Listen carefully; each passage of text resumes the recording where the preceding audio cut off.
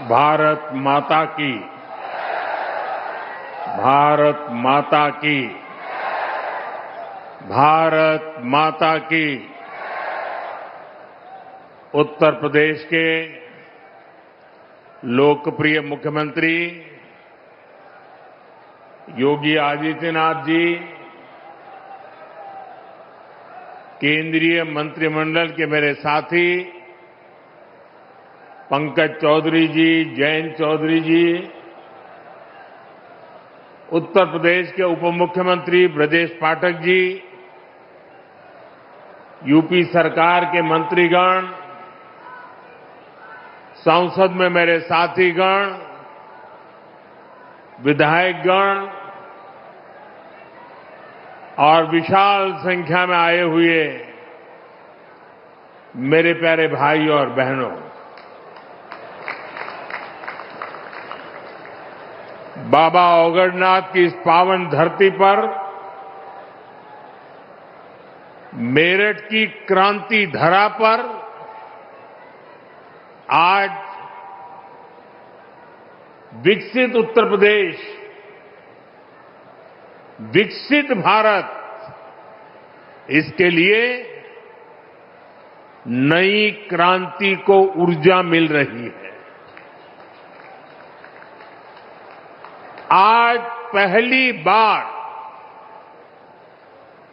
एक ही मंच से नमो भारत रैपिड रेल और मेट्रो सेवा का एक ही दिन शुभारंभ हो रहा है। विकसित भारत की कनेक्टिविटी कैसी होगी, ये उसकी एक शानदार झांकी है। शहर के भीतर के लिए मेट्रो और ट्विन सिटीज के विजन को गति देने के लिए नमो भारत जैसी आधुनिक ट्रेन, मुझे संतोष है कि ये काम उत्तर प्रदेश में हुआ है।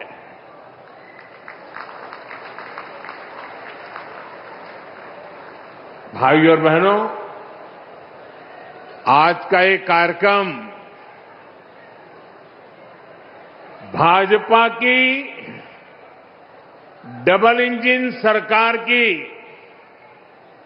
कार्य संस्कृति को भी दर्शाता है और हमारी कार्य संस्कृति क्या है? हमारी कार्य संस्कृति है कि जिस काम का शिलान्यास किया जाए उसे पूरा करने के लिए दिन रात एक कर दिया जाए। और इसलिए अब परियोजनाएं पहले की तरह लटकती भटकती नहीं है। नमो भारत या मेट्रो सेवा, दोनों का शिलान्यास करने का अवसर आप सबने मुझे दिया था और आज मुझे ही इनके लोकार्पण का भी सौभाग्य मिला है। साथियों, थोड़ी देर पहले मैंने मेरठ मेट्रो में सफर किया। इस दौरान मेरी स्कूल कॉलेज के अनेक युवाओं से और अन्य यात्रियों से बातचीत हुई है। सबका यही कहना था कि इतने शानदार काम की उन्होंने कल्पना भी नहीं की थी और सबके सब लोग वो पुराने दिनों को याद कर रहे थे और खास तौर पर बहनों बेटियों ने मुझे बताया, कुछ साल पहले तक शाम होते ही पूरे रूट में सन्नाटा छा जाता था। यहां डर और भय का माहौल होता था। अब एक तरफ कानून व्यवस्था भी सुधरी है और दूसरी तरफ लोगों को सुविधापूर्ण और सुरक्षित यात्रा का भी माध्यम मिला है। और साथियों, मुझे खुशी है कि नमो भारत रैपिड रेल से ये नारी शक्ति के सामर्थ्य का प्रतीक भी बनी है। इसमें train operator, station control staff, ऐसे अधिकतर काम में हमारी बेटियां ही कार्यरत हैं, बेटियां ही नेतृत्व कर रही है। मैं आप सभी को, उत्तर प्रदेश को और दिल्ली वासियों को देश की पहली नमो भारत रैपिड रेल सेवा और मेरठ मेट्रो के लिए बहुत बहुत बधाई देता हूं। साथियों, मेरठ की इस धरती से मेरा भी एक विशेष नाता रहा है। जब 2014 के चुनाव हुए, 2019 के चुनाव हुए और 2024 के लोकसभा चुनाव हुए, तो मेरठ से ही मेरी चुनावी सभाओं की शुरुआत हुई।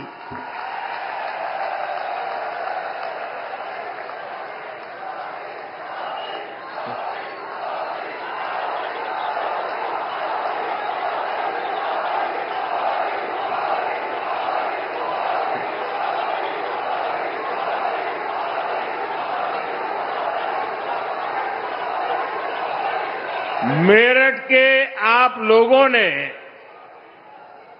यहां के किसानों ने, उद्यमियों ने, लघु उद्योगों से जुड़े श्रमिकों ने, कारीगरों ने, दुकानदारों ने मुझे हमेशा बहुत आशीर्वाद दिया है। और साथियों, मैंने तब भी कांग्रेस और सपा बसपा को कहा था कि अपनी जहरीली राजनीति छोड़िए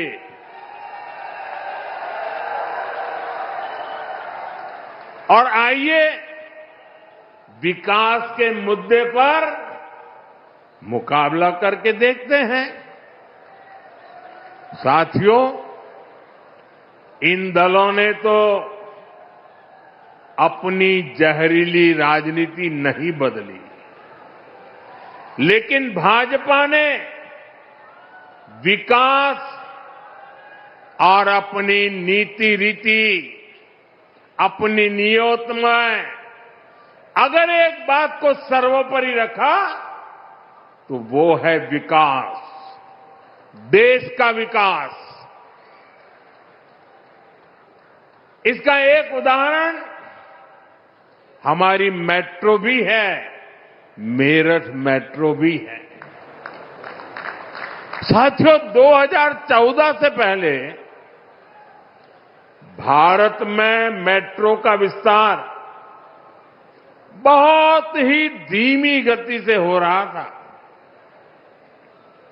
हालत ये थी कि कांग्रेस सरकार के समय में देश के सिर्फ 5 शहरों में ही मेट्रो चल पाई थी, जबकि आज भाजपा सरकार में देश के 25 से ज्यादा शहरों में मेट्रो चलने लगी है। आज भारत मेट्रो के मामले में दुनिया का तीसरा बड़ा नेटवर्क बन चुका है। यूपी में मेरठ के अलावा भी कई सारे शहरों में मेट्रो पर काम चल रहा है। साथियों, बीते 11 वर्षों में देश के दर्जनों शहरों तक मेट्रो पहुंची, क्योंकि भाजपा सरकार देश की जनता को सुविधा देना चाहती है। देशवासियों को हाई स्पीड, जाम और प्रदूषण से मुक्त सुविधा, ऐसे हर प्रकार की व्यवस्था देना चाहती है।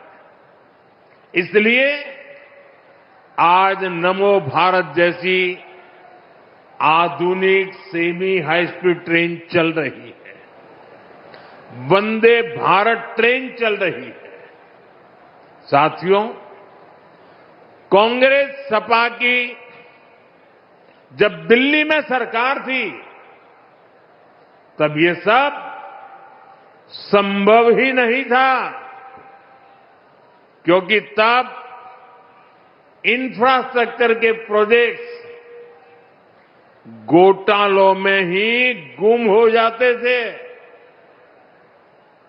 मेट्रो जैसी और उससे जुड़ी अधिकतर टेक्नोलॉजी भी हमें विदेशों से आयात करनी पड़ती थी। हमने घोटाले भी बंद किए और देश को आत्मनिर्भरता के रास्ते पर भी आगे बढ़ाया, क्योंकि भाजपा की प्राथमिकता देश का विकास है, देशवासियों की सुविधा और समृद्धि है। आप यही देखिए, मेरठ वासियों का, पश्चिम यूपी वासियों का जीवन कैसे बदलने वाला है। सराय काले खां, आनंद विहार, गाजियाबाद और मेरठ, इन स्टेशनों पर भारतीय रेल, मेट्रो और बस अड्डों को आपस में जोड़ा गया है। देश में ये पहली बार हो रहा है जब एक ही स्टेशन, एक ही ट्रैक पर नमो भारत और मेट्रो रेल चलेगी। यानी एक ही प्लेटफॉर्म से आप शहर के भीतर भी यात्रा कर पाएंगे और उसी स्टेशन से सीधे दिल्ली भी आ जा सकते हैं।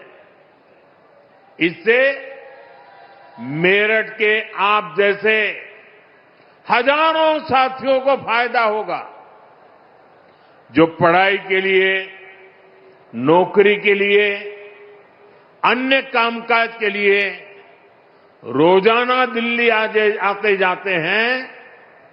जो लोग दिल्ली में नौकरी करते हैं और जिनका घर मेरठ में है, उनके लिए अब दिल्ली में किराए के घर में रहने की मजबूरी भी खत्म हुई है। साथियों, आज भाजपा की डबल इंजन सरकार आधुनिक इंफ्रास्ट्रक्चर पर जो इतना सारा पैसा खर्च कर रहा है, उससे आपका पैसा भी बचता है और युवाओं को रोजगार भी मिलता है। यहां पश्चिम यूपी में ही देखिए कैसे नए नए एक्सप्रेसवे बन रहे हैं। डेडिकेटेड फ्रेट कॉरिडोर बन रहे हैं। जेवर में इंटरनेशनल एयरपोर्ट बन रहा है। ये प्रोजेक्ट जब बनते हैं तब भी रोजगार मिलते हैं और बाद में नए उद्योग लगते हैं, नए कारोबार आते हैं, उससे भी रोजगार पैदा होते हैं। साथियों, उत्तर प्रदेश की ये धरती तो श्रम की धरती है, ये सृजन की धरती है। यहां के किसान हो, पशुपालक हो, छोटे लघु उद्यमी हो, बुनकर शिल्पकार हो, ये सभी विरासत और विकास के मंत्र को साकार कर रहे हैं। ऐसे में जब भारत का सामर्थ्य बढ़ता है तो उत्तर प्रदेश के इन सभी साथियों को भी फायदा होता है। साथियों, आप आजकल देख रहे हैं कि दुनिया के प्रति और दुनिया के लोगों के मन में भारत के प्रति कितनी आस्था है, लोग कितने आशावान हैं। दुनिया के अनेक विकसित देश आज भारत के साथ व्यापारिक समझौते कर रहे हैं। एक समय था जब कांग्रेस की सरकार चाहकर भी विकसित देशों के साथ समझौते नहीं कर पाती थी, क्योंकि तब घोटालों के लिए बदनाम कांग्रेस सरकार से समझौते करने में दुनिया को हिचक होती थी। लेकिन आज विकसित देश भारत के साथ जुड़ने के लिए उत्सुक है, क्योंकि उनको भारत के विकास में अपना भविष्य दिखता है। उनको भारत की युवा शक्ति में उम्मीद दिखती है। आज दुनिया को लगता है कि भारत वो ताकत है जो 21वीं सदी की चुनौतियों का समाधान दे सकता है। साथियों, बीते वर्षों में भाजपा की सरकार ने जो वैश्विक समझौते किए, उससे लघु और कुटीर उद्योगों से जुड़े लोगों को भी बहुत फायदा होगा। इसका फायदा मेरठ के स्पोर्ट्स का सामान बनाने वालों को होगा। मेरठ की ही कैंची, खुर्जा की क्रॉकरी, मुरादाबाद का पीतल, बागपत का होम फर्निशिंग उद्योग, सहारनपुर की लकड़ी की नक्काशी, लेदर, टेक्सटाइल, ज्वेलरी से जुड़े उद्योग, ऐसे हर लघु और कुटीर उद्योगों को इन समझौतों का बहुत बड़ा लाभ होने वाला है। भाजपा की प्राथमिकता देश के छोटे बड़े शहरों के सामर्थ्य को दुनिया के कोने कोने तक ले जाने का है। यूपी के अलग अलग जिलों की पहचान बढ़ाना है। साथियों, हमारा मेरठ और ये पूरा क्षेत्र लघु उद्योगों का, एमएसएमई का बहुत बड़ा सेंटर है। इस वर्ष जो केंद्र सरकार का बजट आया, उसमें हमने लघु उद्योगों के लिए 10,000 करोड़ रुपए के विशेष फंड की घोषणा की है। इससे यूपी के एमएसएमई को लोन मिलना बहुत आसान होने जाएगा।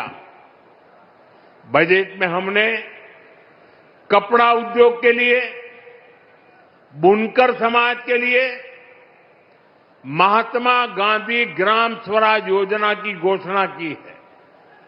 इससे खादी, हैंडलूम, हस्तशिल्प को विश्व बाजार तक पहुंचाने में मदद मिलेगी। साथियों, पहले छोटे कारीगर केवल 10 लाख रुपए तक का सामान कुरियर से भेज सकते थे। अब यह सीमा पूरी तरह हटा दी गई है। इससे मेरठ सहित यूपी के सभी बुनकर और अन्य छोटे उद्यमी ऑनलाइन ऐप के जरिए अमेरिका या यूरोप के ग्राहकों को भी अपने प्रोडक्ट आसानी से बेच पाएंगे।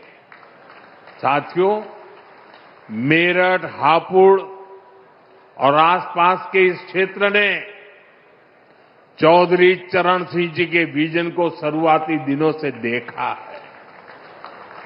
यह हमारी सरकार का सौभाग्य रहा कि हमें चौधरी चरण सिंह जी को भारत रत्न देने का सौभाग्य मिला। भाजपा की डबल इंजन सरकार उनके विजन पर चलते हुए किसानों की आय बढ़ाने के लगातार काम कर रही है। इसके लिए फूड प्रोसेसिंग पर बहुत बल दिया जा रहा है। पीएम किसान सम्मान निधि का पैसा भी छोटे किसानों के बहुत काम आ रहा है। अब तक यूपी के किसानों को पीएम किसान सम्मान निधि के तहत लगभग 95,000 करोड़ रुपए मिल चुके हैं। इसमें मेरठ के किसानों को भी लगभग 800 करोड़ रुपए मिले हैं।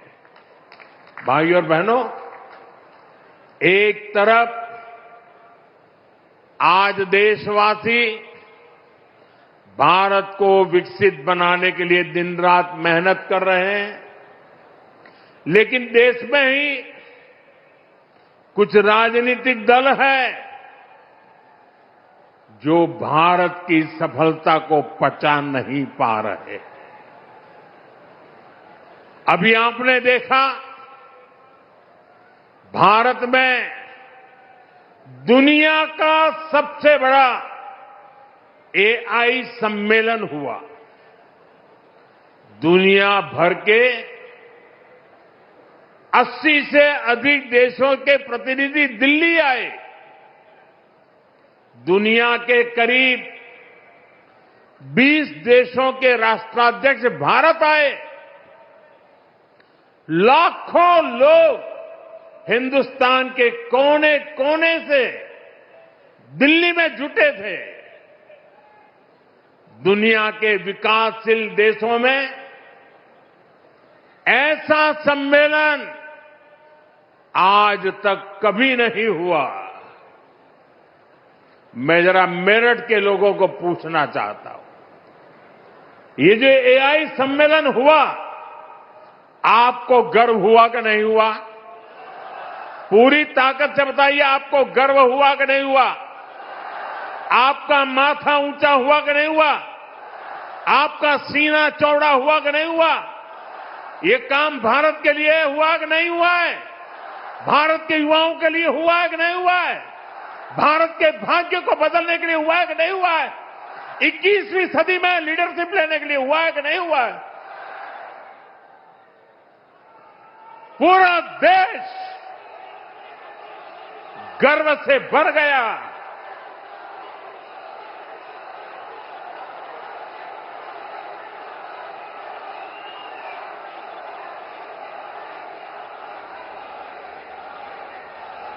लेकिन कांग्रेस और इसके इकोसिस्टम ने क्या किया? साथियों, कांग्रेस ने भारत के एक वैश्विक आयोजन को अपनी गंदी और नंगी राजनीति का अखाड़ा बना दिया।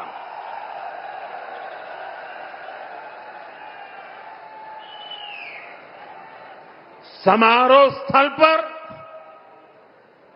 विदेशी अतिथियों के सामने कांग्रेस के नेता कपड़े उतारकर पहुंच गए।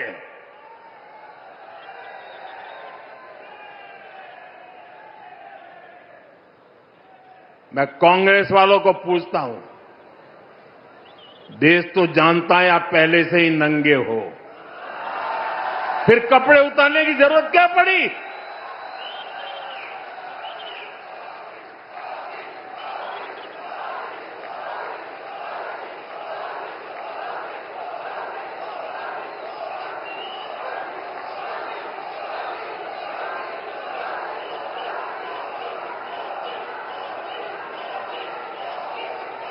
कांग्रेस के नेताओं ने वहां जो कुछ किया वो दिखाता है कि देश की सबसे पुरानी पार्टी वैचारिक रूप से कितनी दिवालिया हो गई है, कितनी दरिद्र हो गई है। साथियों, कोई कल्पना नहीं कर सकता। हम तो वो लोग हैं जो गांव में किसी के यहां शादी ब्याह होता है तो पूरा गांव उसे सफल बनाने में जी जान से जुट जाता है, ताकि मेहमान गांव की एक अच्छी छवि लेकर जाएं। कांग्रेस तो अपने ही देश को बदनाम करने में जुटी है। साथियों, कांग्रेस के नेताओं को मोदी से नफरत है। ये लोग मेरी कब्र खोदना चाहते हैं, मेरी मां को गाली देने से भी उनको कोई परहेज नहीं है। उन्हें भाजपा से विरोध है, उन्हें एनडीए से विरोध है। ठीक है, आपकी राजनीति में यही करना जरूरी है, चलो भाई समझ सकते हैं, हम इसको भी सहन कर लेंगे। लेकिन कांग्रेस को याद रखना चाहिए था कि एआई ग्लोबल समिट ये बीजेपी का समारोह नहीं था और न ही उस समय बीजेपी का कोई नेता वहां मौजूद था। ये देश का कार्यक्रम था, देश के सम्मान का कार्यक्रम था, देश के लोगों के पसीने से। लेकिन कांग्रेस ने परसों सारी मर्यादाएं तोड़ दी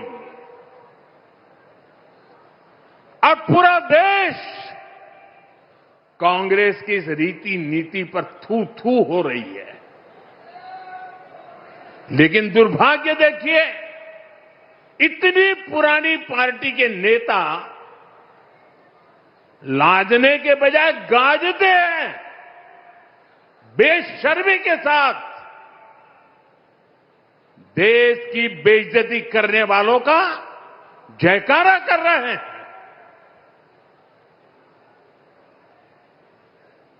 और ये मामला कांग्रेस की हरकतों का लगातार चल रहा है। पार्लियामेंट में क्या किया? पार्लियामेंट में खुद परफॉर्म कर नहीं पा रहे तो अपने साथी दलों को भी बोलने का मौका नहीं देते, पार्लियामेंट को चलने नहीं देते। और उसका सबसे बड़ा नुकसान कांग्रेस के जो साथी दल है ना, उनको हो रहा है। अब वो समझ गए हैं। ये अभी दिल्ली में उन्होंने जो ये नंगापन दिखाया, उनके सारे साथी दल चौंक गए हैं, सबने किनारा कर लिया। और मैं नम्रतापूर्वक देश के मीडिया को भी एक रिक्वेस्ट करना चाहता हूं। वैसे मैं मीडिया को हर प्रकार से झेलने के लिए ईश्वर मुझे शक्ति दे प्रार्थना करता रहता हूं, लेकिन आज मैं उनको प्रार्थना करता हूं कि कृपा करके हम जब इस प्रकार की हरकतों की आलोचना करें तो आप ये हेडलाइन मत बनाइए कि मोदी ने विपक्ष को धो डाला।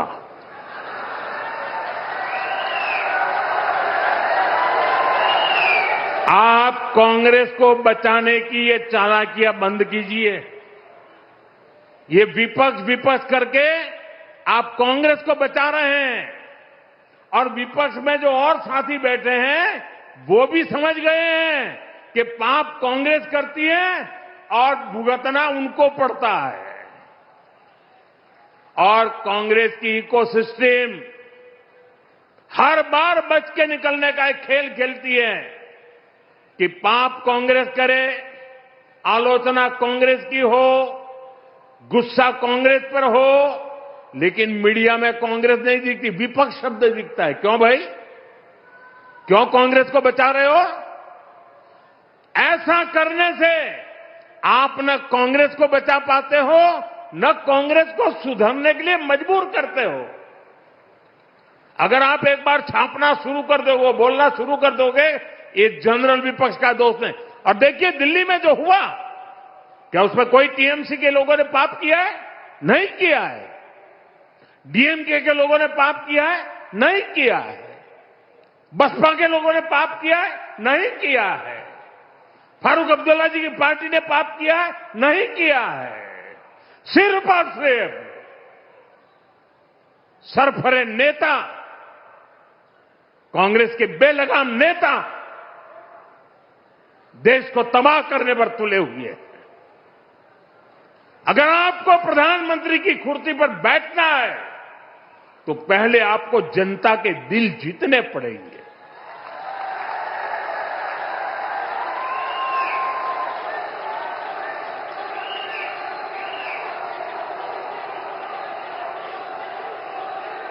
महिलाओं एमपीओ को भेज करके सीट पर कब्जा करने से आप प्रधानमंत्री नहीं बन सकते हो।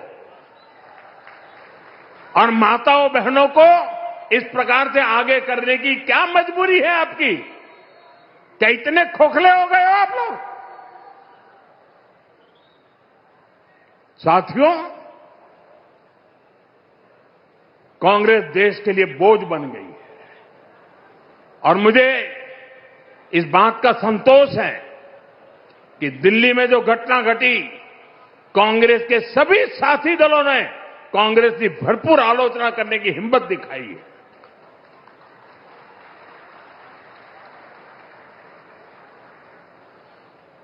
मैं विपक्ष के इन साथियों का सच्चाई के साथ और देश के गौरव के साथ खड़े रहकर रहने के लिए उनका मैं सार्वजनिक रूप से आभार व्यक्त करता हूं।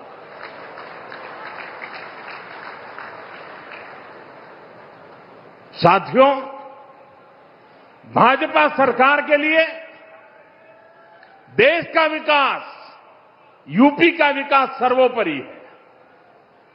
लेकिन आप याद करिए, 10 साल पहले तक यूपी की चर्चा किन बातों के लिए होती थी? हर किसी को मेरठ के दंगे, पश्चिम यूपी में क्रिमिनलों की गैंग, खराब सड़कें, बिजली की कटौती और पिछड़ेपन की परिस्थितियां, यही कुछ चर्चा में रहता था। पश्चिमी यूपी के अपराध पर फिल्में बनती थी, फिल्में। सपा सरकार ने यूपी का ये हाल करके रखा था। लेकिन आज यूपी को विकास के लिए जाना जा रहा है। आज हमारे यूपी को ब्रह्मोस के लिए मोबाइल फोन बनाने और एयरपोर्ट के लिए पर्यटकों की सुविधा लगातार बढ़ती संख्या के लिए जाना जाता है। यूपी स्पोर्टिंग इकोसिस्टम में भी अपनी पहचान बढ़ा रहा है। मेरठ में स्पोर्ट्स यूनिवर्सिटी का काम तेजी से पूरा किया जा रहा है। साथियों, सपा राज में जो अपराधी बेखौफ घुमा करते थे, वो आज योगी जी की सरकार में जेलों में दिन बिता रहे हैं। आज किसी की हिम्मत नहीं है कि कॉलेज से पढ़कर निकल रही हमारी किसी बेटी का अपमान कर सके। साथियों, जब कानून व्यवस्था सुधरती है तो व्यापार, कारोबार और दुकानदारी के लिए भी माहौल बनता है। इसलिए आज यूपी की अर्थव्यवस्था में भी जबरदस्त उछाल देखने को मिल रहा है। योगी जी के नेतृत्व में यूपी देश का बड़ा मैन्युफैक्चरिंग हब बन रहा है। कल ही मुझे यूपी की पहली सेमी कंडक्टर फैक्ट्री का शिलान्यास करने का अवसर मिला है। इस सेमी कंडक्टर फैक्ट्री के बनने से यूपी का सामर्थ्य और ज्यादा बढ़ जाएगा। इससे यहां नए निवेश, नए रोजगार के लिए अद्भुत संभावनाएं बनेगी।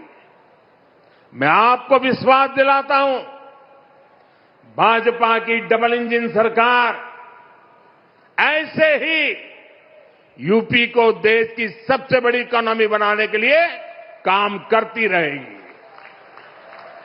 यूपी विकसित होगा तो ही भारत विकसित होगा।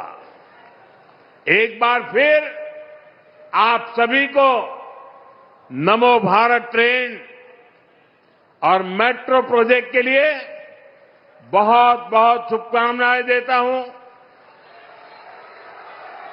ये वंदे मातरम के 150 वर्ष मना रहे हैं। मेरे साथ बोलिए, वंदे मातरम, वंदे वंदे वंदे वंदे वंदे वंदे वंदे वंदे वंदे वंदे वंदे